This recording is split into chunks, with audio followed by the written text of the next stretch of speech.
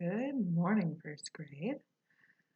Well, we have a couple things to do today, and one of the things is to finish filling our jars.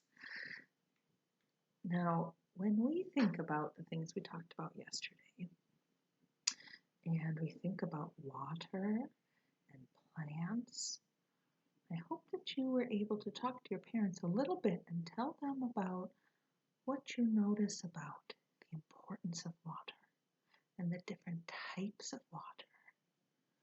The little mountain brook, the waterfall, the big wide rivers, the ocean, and that you noticed that the water, with the help of the air and water fairies, comes up from the ocean to the clouds and then falls down to the earth as rain, or falls down to the earth as little dewdrops on those petals. And when it comes to the earth, those gnomes help make the tunnels for it to go down through the earth into our wells so that we have fresh, clean water to drink and to use to grow the plants that we eat and also all of the beautiful plants in nature. So, there's a poem about our water fairy today, and more about the water that she floats on and why water is so important. I think it's time to add our last few words to our jars. Only a couple left, and there's a few of you who I didn't get to collect words from, but hopefully you've had a chance to collect your own words and with your parents' help, put them into your jars. And the last ones I have today are two to put into our R jar. One word is frolic. Frolic.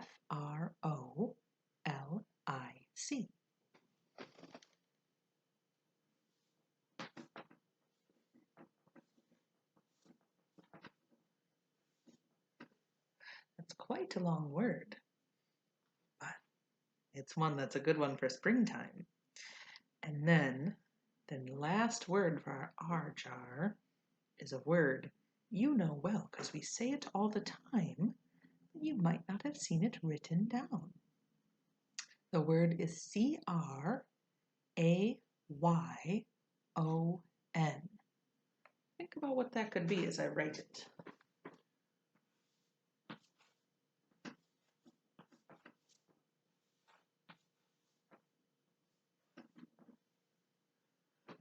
Did you figure out it's crayon? Or, as we often kind of mispronounce it, crayon. So, I've got my chalk today, but hopefully you are using your crayons or your good colored pencils. We have one more S word to add, and this word is SMUG. And it follows all the rules, so I bet you can figure out what that says.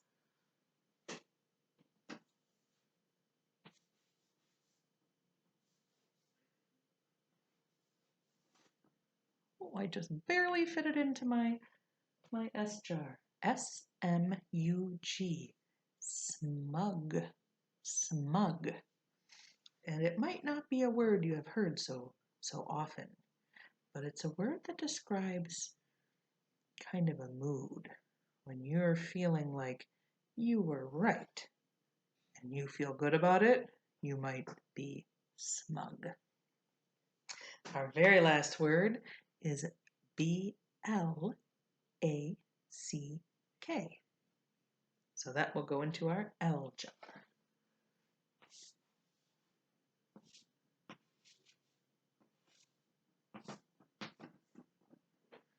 And that word you might have recognized is the word black. Black. And there we see at the end a CK, which is our next rule. And here with these jars, our rule was that sometimes you will see two consonants next to each other at the beginning of a word, and you say both sounds. Kl, sl, bl, st, sn, sm. So lots of fun with those beginnings. Now, today we're going to talk about the ending. Now, we did a lot of work with the beginning consonants and the blends. We'll just do a little bit of work with the ending ones because I think now you're noticing some of the patterns. And there's something special about the endings. There's two different kinds, just like two different kinds with our beginnings. Now, sometimes, as I told you, you would see, I'm going to put it up here. I bet you can see it here. A CH, what does that say? Ch, ch, like Charlie or choo-choo. And our two letters together work together to make a new sound. We don't say k, we say ch. Sometimes you will see these at the end of a word. We don't have any today that end with ch. But think about this. If I had the beginning of a word there, and I was listening for ch, which one fits with this ending? Which word? Moth or munch? Did you hear the difference? Moth, munch. Did you hear the ch at the end? Munch is the word that you would pick to go here because it fits with your CH. So there's a fun activity that I've sent home with you to do with your parents where you can see these endings and they'll say some words and you have to figure out which ending matches which word. And I'm saying which a lot. That would be a good ch ending. Now ch has one sound. Sometimes, just like here, we'll see two letters that we blend, but we hear both sounds. So we might see N, D at the end of a word. And you might have heard it right there. End would have ND at the end. We say nd, nd. You hear both parts. So if I was going to choose a word, and I gave you two words, which one do you think would fit here? Now you might even be able to think of a word that has ND at the ending, besides the one I keep saying, end. But which of these has nd at the end? Wind, wasp. I bet you heard it. Wind. So on your sheet, either writing it out in your own handwriting, or if you've printed it, you can write on the paper.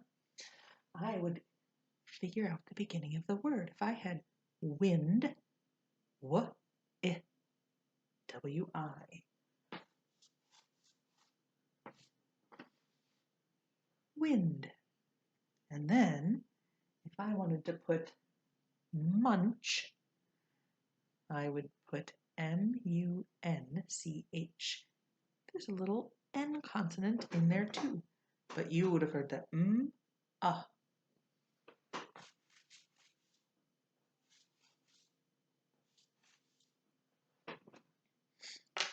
So I hope you have fun doing some matching with your endings. Since we've done a lot of practice with our beginnings, we'll do a little practice with our endings, and I bet you're getting quite used to these blends. Speaking of "nd" words, blend. Many of these you might see have our blends at the end. Let's see. CK is one. That's one that makes one sound. CK just makes a K. So our word smack ends in CK, but just the sound K. Let's see. Blank, NK. Blend, ND. Black, CK.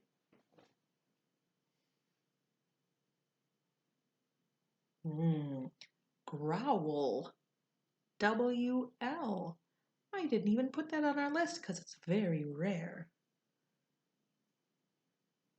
And then MB is a very unusual ending too. You'll only see that now and then in words like crumb or lamb. Speaking of frolic, a lamb would have a good frolic, wouldn't it?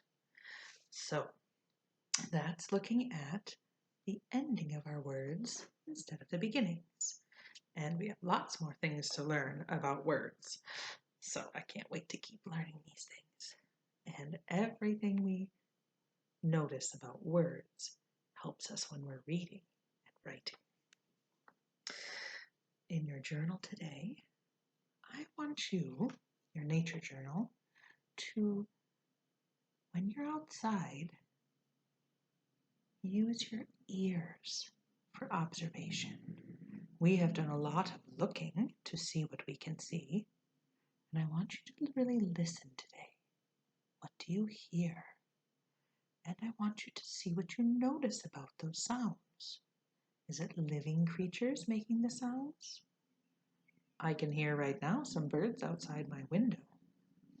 What are the birds doing? Are they excited? Are they angry and fighting? Are they joyfully looking for worms? Are they arguing? Are they chit-chatting? Are they just having fun in the sun? See if you can tell by the way that they're talking to each other. Do you hear wind? Do you hear water? Or those elements? Do you hear the plants making any sounds? You'll have to listen carefully. So have some fun using your ears today. And we have our painting lesson as well later. So a busy day, and I hope you enjoy it and have a wonderful weekend. See you next week. Bye-bye.